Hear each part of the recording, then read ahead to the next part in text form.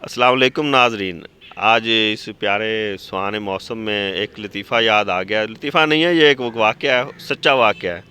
वो ऐसे कि गर्मियों की दोपहर में जैसे घर में मैं सोया हुआ था तो अचानक धमाका हुआ बाहर। अचानक मैं भागा भागा गली में गया, देखा, क्या देखता हूँ कि ट्रांसफार्मर फट गया था और उसमें से ऑयल लीक होने लग गया था। अच्छा, मेरा हमसाया दोस्त है, उस अचानक देखा कि वो घर से जल्दी जल्दी प्लास्टिक की बाल्टी उठा लाया। मैंने उससे पूछा कि ये क्या? वो कहता है, यार आपको नहीं पता, ये ऑयल बहुत कीमती है। मैंने कहा अच्छा। उसने ऑयल, उसके ऑयल जहाँ लीक हो रहा था उसके नीचे बाल्टी रखी। हम बातें करने लग गए। थोड़ी देर बाद देखा तो बाल्टी नीचे से सारी पिघल गई थी।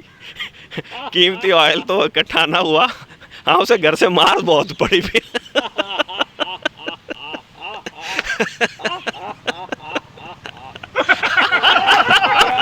बात है, क्या बात है।